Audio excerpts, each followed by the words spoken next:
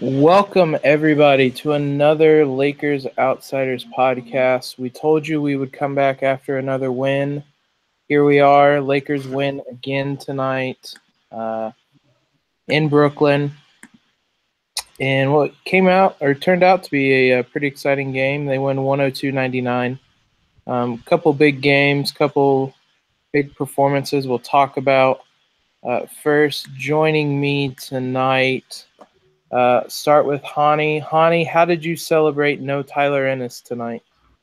I celebrated by tweeting the game and enjoying it and, made some tacos afterwards that tasted pretty good.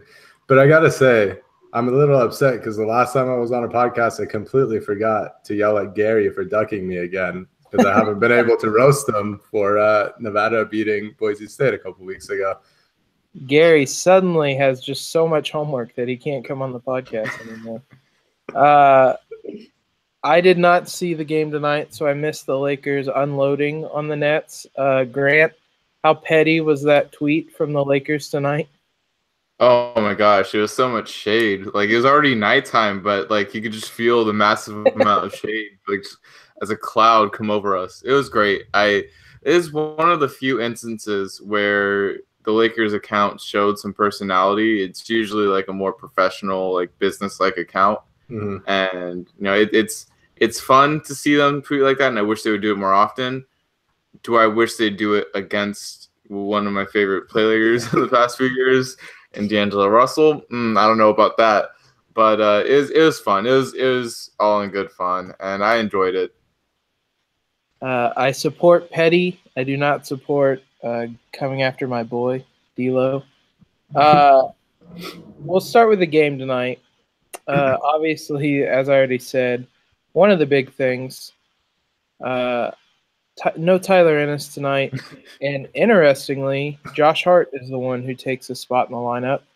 Looks like there was a fair amount of Point Ingram tonight.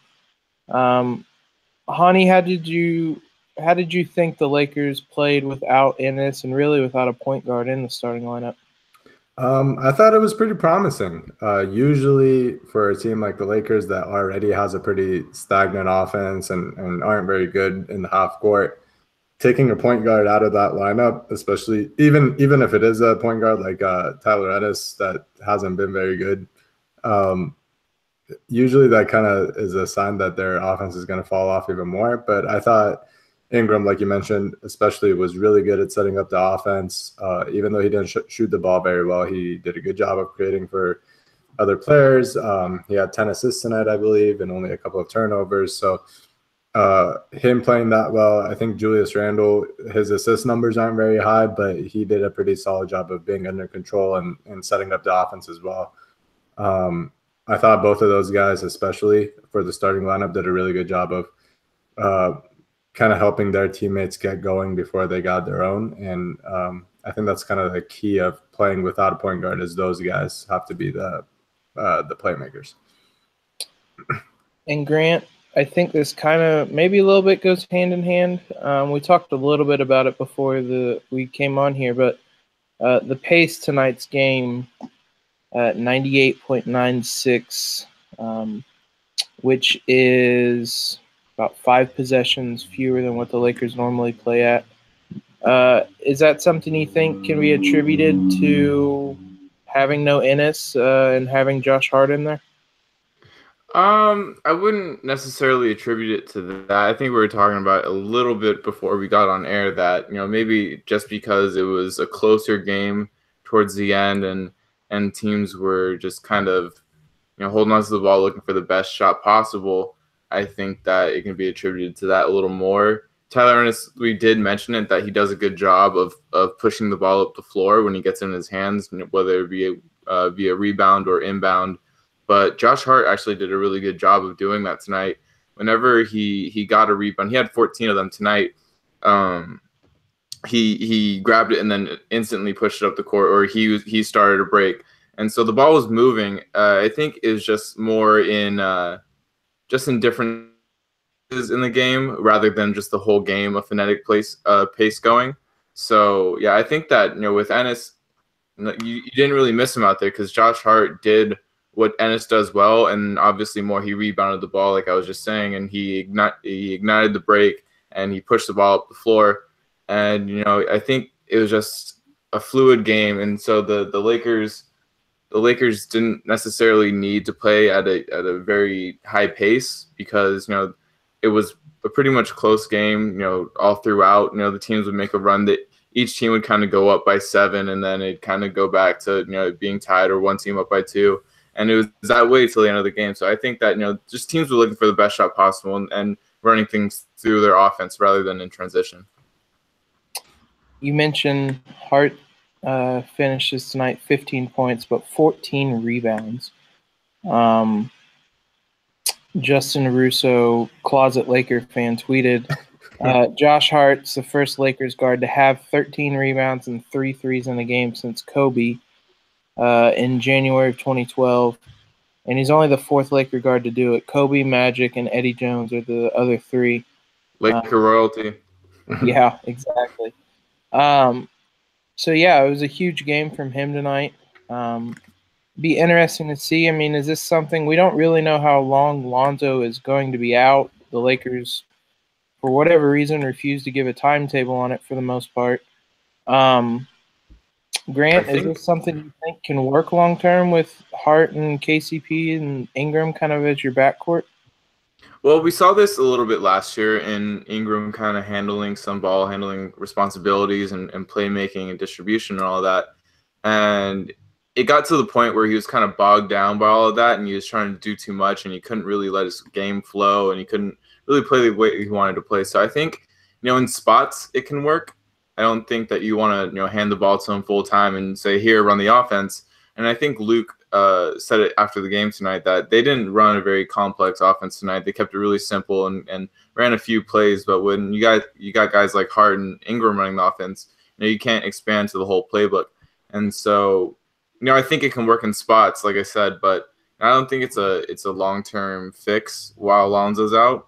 And I think, sooner rather than later, you'd hope Lonzo is back. And it should be after this OKC game. I think the timetable before it tonight was the next 2 games at least. So, I'm hoping after they play the Thunder and they get back to Los Angeles that he's going to be able to come in and run the offense because, it's something that you want Ingram to be the scorer. You want him to you want to give him the ball and let him go instead of, having to run all your plays through him. And I just don't want to see what happened last year and have him carry all the weight of the offense on his shoulders because 1, as tall as he is, they're not that strong. And 2, you just want him to play free. And I think that, he's better in a role where he's kind of off the ball a little bit more with some playmaking responsibilities. I think Ingram works best as more of a secondary creator more often than not. Yeah. He can have nights like tonight where it looks like he was suitable, decent as playing the point guard, so to speak. But I think this is more the exception than the rule. I think he's better suited playing next to Alonzo or last year D'Angelo as a secondary creator, kind of attacking a defense that's already been broken down a little bit. So, but still encouraging from Ingram, 16 points, 10 rebounds, 8 assists. 10 assists, 8 rebounds. A big night from him. Another guy who had a big night, interestingly coming off maybe his worst night as a Laker, was Brook Lopez. He has 19 points in his return to Brooklyn, had 3 threes. Hani, what did you see from Lopez that was working tonight? Well, he was basically the guy that the Lakers really saw as, that D'Angelo trade was mostly about cap space, but they wanted to get a guy in Brook Lopez that could really help this team right now and help the young guys. And he was basically that guy that we all expected. Defensively, I thought he was really, really good, especially in the second half. The first half, the Lakers got kind of roasted by Jared Allen, who was just killing them in pick and rolls all game. And I believe he had 16 points on 6 of 6 shooting in the first half, and he ended up with, I think, 20 total points. So in the second half, they did a lot better job of kind of guarding him, making sure he didn't get all those opportunities. And I think a big part of that was Brook. And then offensively, anytime they were in a rut, which was fairly often because, again, they were basically playing without a point guard the entire game, they really look to post them up on, the Nets bigs, which they don't have a lot of. They don't have a lot of size. So it was a good, favorable matchup for him. And he was incredible in the post. He also made, I think, 3 threes. So he did a little bit of his outside game as well. And, all in all, I think he just was solid the entire game. He was kind of a little survival plug for them when things weren't working out really well. So I think that was just kind of like the perfect game from Brook in terms of what the Lakers need from him all year. And like I said, it comes, interestingly, after the Orlando game, which probably admittedly from him was one of his, maybe if not worst nights on the court, just kind of in general one of his worst nights with the Lakers. He didn't play. He didn't talk to reporters after. He did the next day. But he was admittedly frustrated kind of about the situation and about not playing and whatnot. And there was a couple different people. I don't think anybody's really discussed it, but there's a couple different writers. I know Tim Bontemps brought it up, that he may be a candidate for a buyout. Grant, is that something you see the Lakers doing? And if so, would you be kind of okay with it? Is it something you'd kind of entertain the idea of? I've kind of wavered, back and forth about that, but I don't really think they need to. And he's an expiring contract, and he's really a guy that everybody seems to like on the team, and he's a veteran that you need opposite Andrew Bogut. Like, he's a positive influence, on and off the court, and he does things right, and he's a good character guy. And then you're going to get some nights where he's, shooting the 3-ball really well, and he's making, 4 or 5 threes, and he's blocking shots on the defensive end. We saw him block a couple shots in the fourth quarter, or Julius got one of those. But, he was really the anchor for the Lakers tonight, and I think that we can see that on a lot of nights. I think, as Hani said, I think multiple times on the podcast before, he's pretty underrated on the defensive end. His size, he can alter shots, and he can block shots, and he rotates fairly well. So, I don't think that's a move that they have to make. I don't want to bring up the D'Angelo trade already, but that move didn't need to be made until at least this offseason. And I think that, same applies to, buying out Brook Lopez, because, one, who are they going to sign? And two, I just think that the Lakers benefit from having Brook Lopez on the team, and then I just can't see a scenario where, they would buy him out. Yeah, there's a couple different ways to look at it.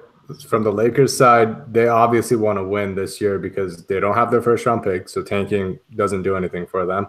And because they want to be, appear as a better destination for the max free agents that they're trying to get this summer, whether that be Paul George or LeBron or whoever.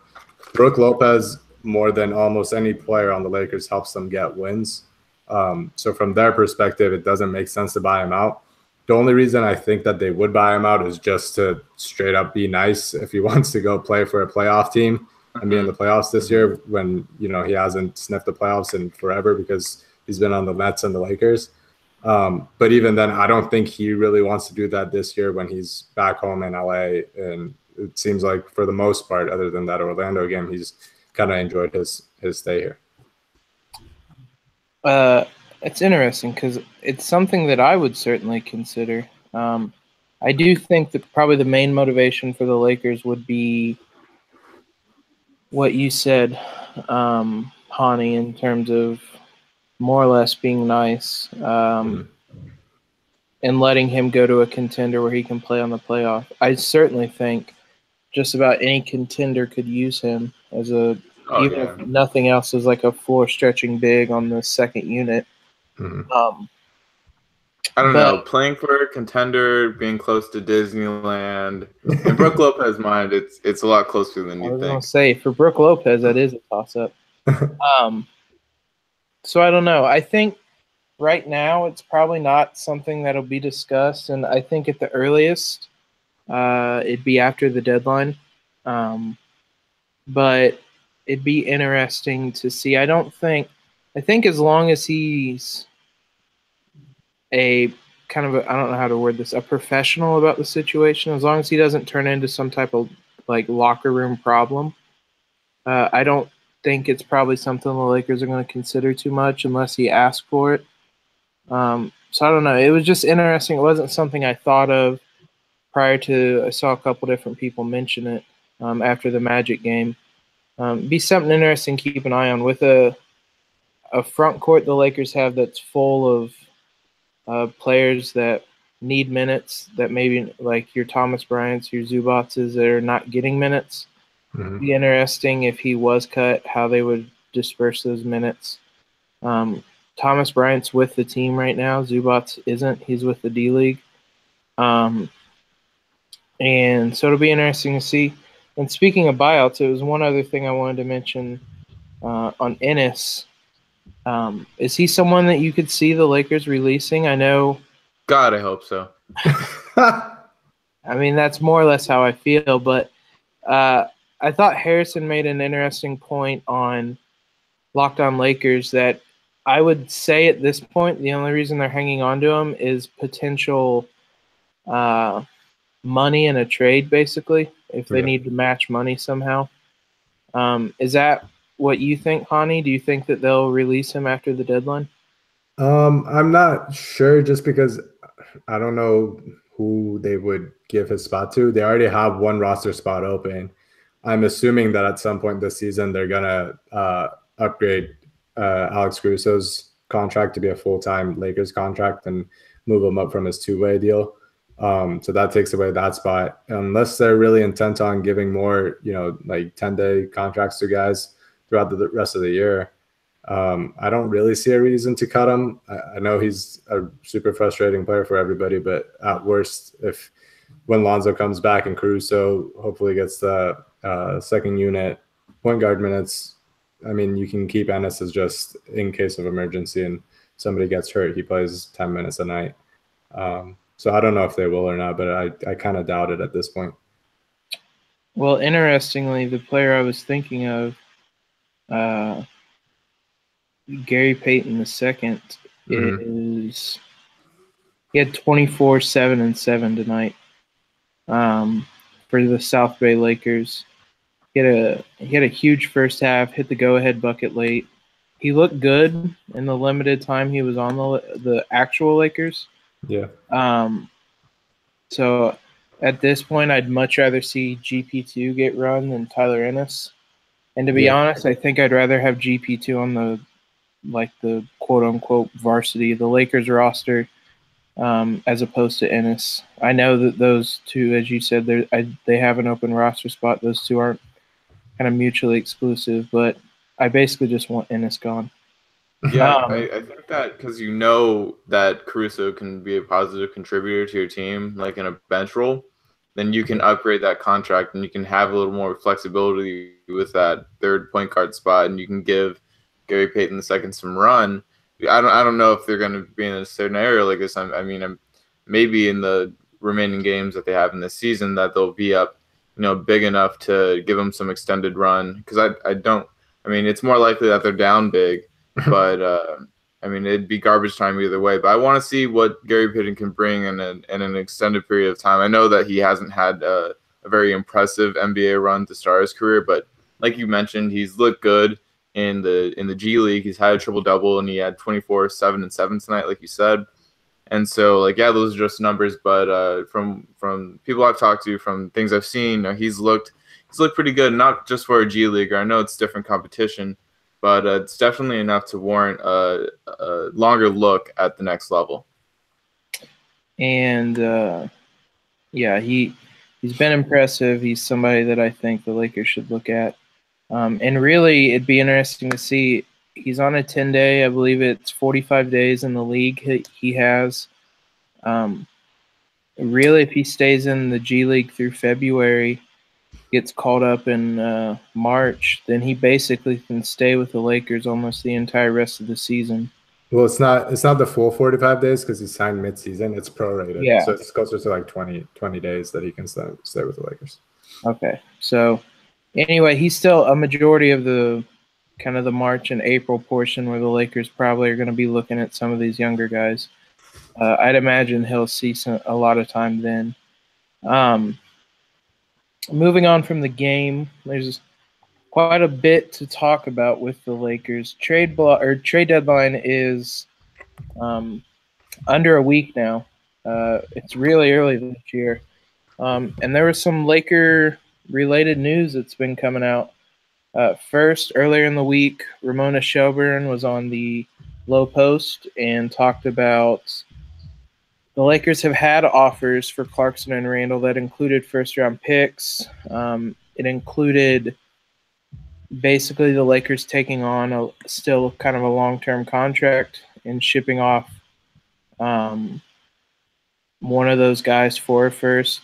And it turned out, according to The Athletic, that New Orleans was one of the teams that reportedly offered a first-round pick for Clarkson. It was their 2018 first and Omar Asik for Clarkson. That was prior to them trading for Mirotic the second time. They also reportedly offered Alexis Agenza and a second-round pick for Randall. I'll start with you, Hani. We'll start with the New Orleans pick the New Orleans trade, since that's what I just brought up. I mean, do either of those deals entice you at all? The Clarkson one for sure does, because their first round pick is probably going to be pretty good. It's mid first round. I haven't paid a whole lot of attention, but as far as I know, it's a fairly deep pool of players in this draft class, especially in the first round and in the lottery. So that definitely interests me. Obviously, the reason the Lakers didn't do that is because taking on Omar Asik's contract means long-term money, which means basically it being impossible for them to open up cap space to sign 2 free agents this year, probably not even 1. So from that perspective, I understand why they didn't do it. They've been super married to the idea of opening up cap space for 2 free agents this year, star free agents, obviously. And that's basically a non-starter for them at that point, even if the pick is really good value for Clarkson.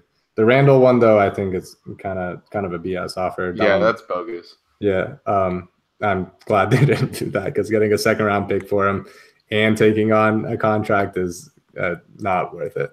Might as well just keep his bird rights and see what you can do in the summer. Right. The Lakers aren't that kind of bad team that has the cap space to take on those kind of contracts to amass picks. They've clearly, since the new regime's taken over, made it known that they're gonna try to pursue 2 max guys. They're gonna make those moves, and obviously taking on Asik's contract is just that throws a monkey wrench in all of it. As good as the value of the pick, they're not looking to add more young talent. They're looking to add those superstar type players. Yeah. Whether it works out or not, that's gonna remain to be seen. But that's their plan. They're sticking to it. So I think any deal like that is it's going to be a deal breaker, having to take on a veteran contract with a lot of money. The Asik deal, for what it's worth, it's $10.5 million this year. It's $11.2 next year. I saw on Twitter somebody told me that at BJ Meta said that it's only guaranteed for about $3 million in 2019-2020. So you're more or less trading an expiring deal. It's a hard contract to trade. You're still probably going to have to attach something to that to get rid of it. But that brings up an interesting thing, because Ramona mentioned on the Low Post that this might be what the Lakers have to do, that they might have to trade if they're really dead set on getting rid of Clarkson. They might have to trade him for Omar Asik, whose contract it runs as long as Clarkson, but as I mentioned, it's more or less non-guaranteed in 2019-2020. But basically trade for a player like that and then have to trade him away for nothing, as opposed to trying to trade Clarkson for no long salaries in return. Which is interesting, giving some of the teams that are interested in him. I know it's been said multiple times at this point that the Cavs have called Clarkson, or called the Lakers about Clarkson, and they have a deal in Iman Shumpert that could be included in that, which is the same thing. Grant, is this a strategy that you would be behind, to trade for somebody like a Shumpert or a Asik and then try to get rid of him, or would you rather just hold on to him at this point? Well, it's weird because you're gonna make all these moves just to move one player, move money, and then you're going to make another move. And in my mind, even if you're not getting what seems like a fair or a good return, if you're getting rid of the money and if you're getting rid of him and his contract and not getting back, what seems like a good return, but you're not receiving any money back, or not much money back, I think that's what you should go with if you're the Lakers, because you're dead set on freeing up this cap space. And honestly, if they're trading for an expiring contract, and I know they want to compete, but if it's a player that's kind of underwhelming but is not on a deal for next year, I think you kind of got to do that if you're going to stick to your plan. If you're Magic Johnson and Rob Pelinka, no matter how much either one is in the office, making these calls and doing their due diligence, but I don't see how it's smart for them just to keep having to make these deals if they're just trying to move one player. I'm coming back to the same point. If it's not a particularly good return, but it's on an expiring deal, I think you got to do it if you're the Lakers. So I'm of two minds here. On one hand, I think this will be the highest Clarkson stock will be right now. So if you're really set on moving him, now's probably the time to do it. Because I don't think, as we've seen in the past, he's really, in a lot of ways, having a career year, or a year that kind of mirrors his rookie year. The other mindset basically is that you don't need to do this right now. It's the same as with the D'Lo trade. You don't have to do it right now because you don't know if you're going to need to move his contract right now. You could move his contract now, strike out entirely in free agency, and you're down another piece of your young core. Which kind of brings me to an article that Hani wrote today talking about Clarkson and Randle, and really the steps the jumps they've made this season and becoming really key contributors to the team. Hani, at this point, are you more in favor of keeping them as opposed to, well, I know you are with Randle, but I guess with Clarkson, are you more in line with keeping him and waiting until the summer? Yeah, I think so. You did make a good point about his stock being as high as it's ever been, probably higher than it ever will be, which I think kind of shows in the fact that the Pelicans were willing to give up a good first-round pick for him, which, that isn't saying a whole lot because the Pelicans trade first-round picks like they have the millions of them. But either way, yeah, it's a tough decision because, one, you can get good return for him right now, clear up space, and go into your free agency pitch meetings telling LeBron or Paul George or whoever that you're one more move away from clearing up enough cap space to sign both of them. On the other hand, like you said, waiting until the summer means you can gauge whether LeBron and Paul George actually want to come play for the Lakers when they're in better situations right now, and there's probably going to be better suitors for them available in the summer. And then decide then, which I think to me seems like the more logical idea because, this young core, as promising as it is, not a single player on it is a sure thing. And at this point, I would want them to keep these guys and develop them so that you have the highest possible chance of having a homegrown talent that you're going to be able to control their contract for pretty much the entire career.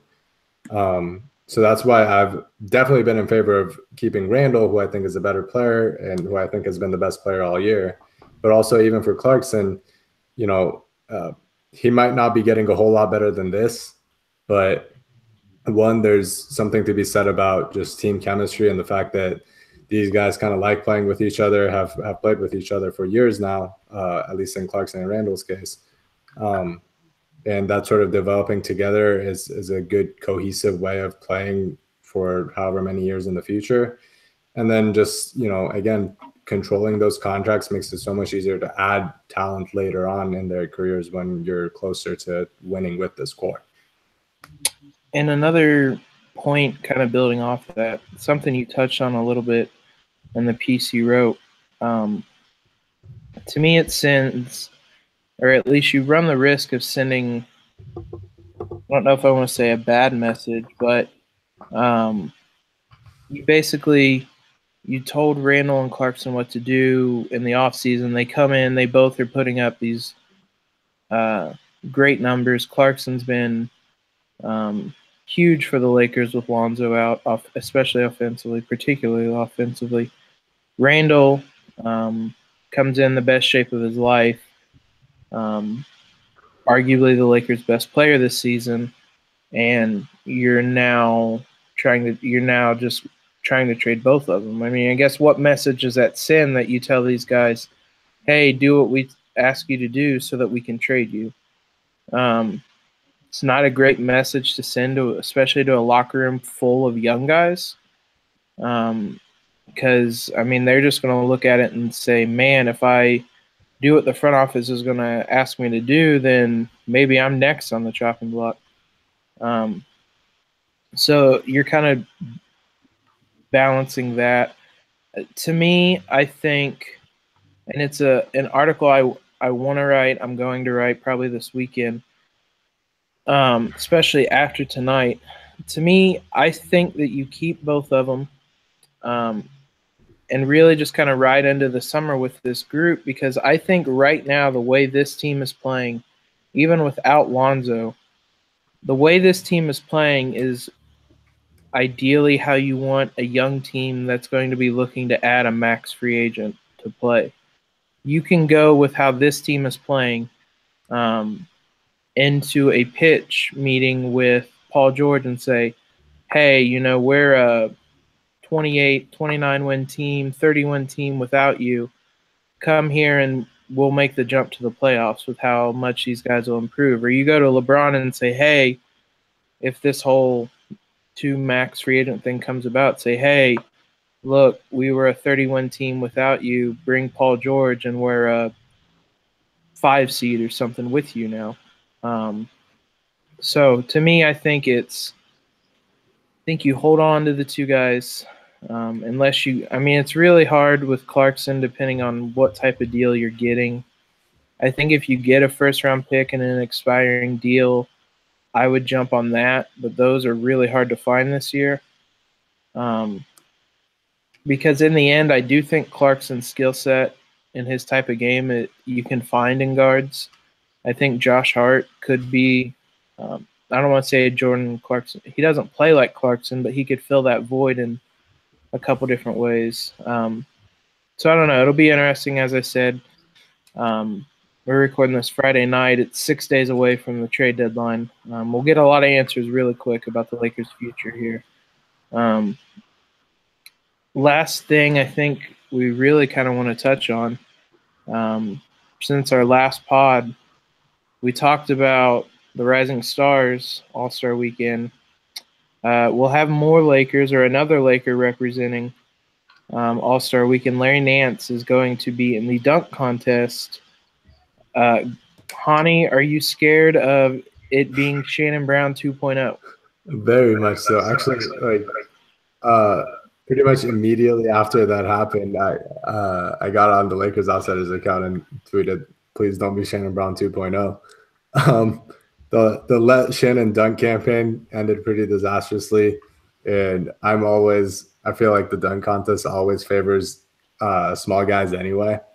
So I don't know how Larry's going to do, but I mean, it being in LA and him being a high flyer and having that reputation, plus the whole everybody knows it at this point, but his dad having won the first ever NBA Slam Dunk contest makes it a really cool story. So I think it'll still be pretty fun.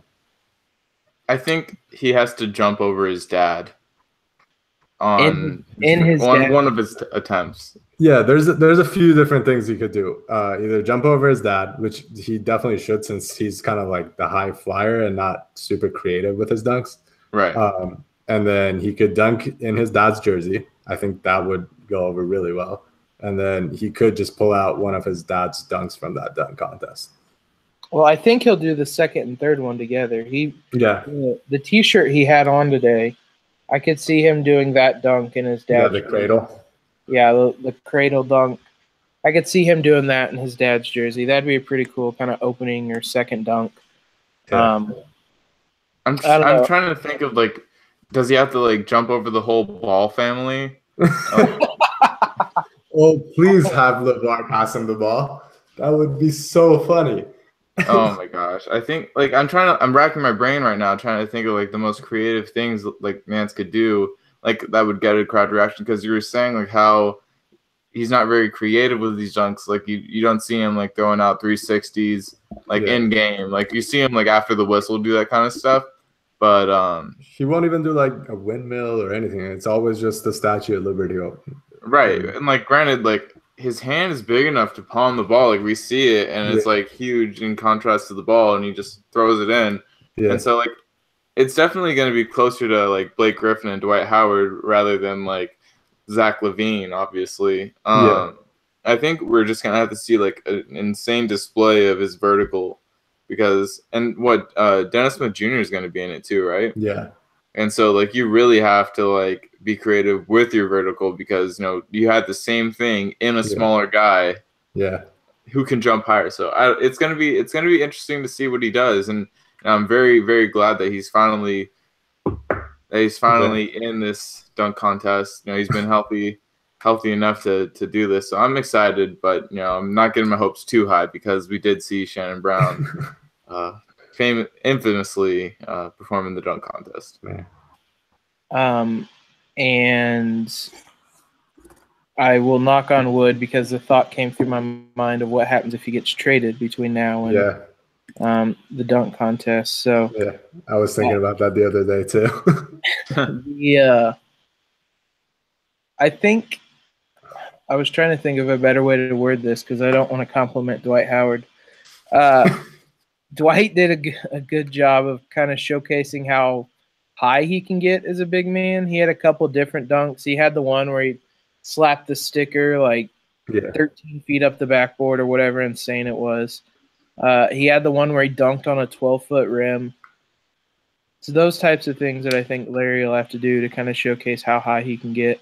I saw him at the Summer League 2 years ago during pregame. I mean, nobody needs affirmation, but he can get way up there. Yeah. He will have I think I saw somewhere that he's had his dunks planned out for years. They definitely mentioned it on Spectrum Sportsnet tonight, like in the interviews. Like, I think Jordan Clarkson was talking about it, how, like, he has all 4 dunks planned out already, and like Jordan wasn't, like, very, like, pumped up about it, like, you can tell. But, like, is Jordan ever pumped up about anything, really? No, they were talking to him about it, and he was just like, yeah, no, like, he's gonna be fine, like, he's gonna do well. Like, that's it. And that's all he said. And so I'm thinking, like, yeah, like, he's probably had a lot of time on his hands, like, sitting out all of these dunk contests to, like, plan what he's gonna do. And I bet he's been doing it in practice. Yeah. I made the observation that one of his dunks should just be having KCP running and passing him the ball, and it'll be like 15 feet up in the air. So if he can dunk that, that's automatically a 50. I was thinking too, like, he could do like a Shawn Michaels type thing and propel down from the ceiling and dunk the ball. Well, I was thinking he could there's two. He can either just have Brooke Lopez try to block his shot, because we saw how well that worked in the past. Jeez. Or we could have Lonzo do, like when Amari and Steve Nash were in soccer had the dunk contest where Amari threw it off the backboard and Steve Nash like headed it back. Have Lonzo head it back with his little afro he has going on and do one like that. No, actually, I got it. All right. So you know how was it Gerald Green who blew out the candle? Yeah. Okay, so you put a Bluetooth speaker on the back of the rim, and when Larry goes up to dunk it, one of Alonzo's songs are going to be playing, and he's going to turn off the song while he dunks the ball. I'm here for it. And then him and Alonzo can go out on the court and dance. Do you remember when Paul George was in the dunk contest and he did the 360 windmill, but it was dark because he was in the glow in the dark jersey and nobody saw the dunk because it was dark? Yeah. Larry should recreate that just so Paul George doesn't have to be embarrassed by it anymore, and then Paul George will come to the Lakers. Light years, people, light years. Yeah, shout out to Paul George. As Hani tweeted from the account last night, we would not waste your 40-piece with absolutely atrocious defense. But yeah, I think it doesn't look like we had any questions tonight. All right, so Larry dunks over everybody he's put on a poster. He dunks over a poster of him putting someone on a poster. It's like Jeremy Evans jumped over. Jeremy Evans, yeah, jumped over a painting. Yeah, that he drew, that he painted. Also, I would love to see Zubac involved in one of these. Like even if it means that Larry doesn't get to the next round, put him in a big ass stroller. I don't think Zubac would sign up for that. That is amazing. Have him score a goal on FIFA while he dunks the ball, or like I don't know, something with video games, Fortnite. I'm running low on ideas. You guys already got my best. I don't think I should go on any longer talking about these dunks. It's never stopped you before. We will at Larry with all these great ideas we have, just to let him know to get Zubac in a stroller because I need to see. We've seen Larry go on podcasts and talk a little bit. I don't know if he reveal his dunk strategy, but if we got him on the show, we can give him these ideas. Yeah, Larry, if you're out there, if you're watching, Larry, if you see this, get in contact. We want to help Larry, you. Please. Larry, please. Also, I'm available to throw you a lob for a free ticket to All-Star Saturday night. I mean, it might be worse than KCP's, but it might look that more impressive. Give me a little credit. Anyway, we appreciate everybody who tuned in live. If you're watching this next day, 13 people right now watching live. We appreciate all 12, 13 of you. We 12, 13 is Grant's age, by the way. We will be back might aim for Thursday next week. The Lakers play the Thunder. That is the trade deadline. Depending on what the Lakers do, we might hop on a podcast on Thursday, but we will come back sometime next week, as always, after a win. Which the Lakers are doing a lot of this year, relatively speaking. So it's a lot easier this year than in years past. But as always, I believe these podcasts are typically on iTunes. You can find them on LakersOutsiders.com if you don't go there already. You can follow us on Twitter at LakersOutsiders if you don't already. But yeah, for Hani and Grant, this is Jacob signing off. Have a great one, everybody. Shout out to Shannon Brown.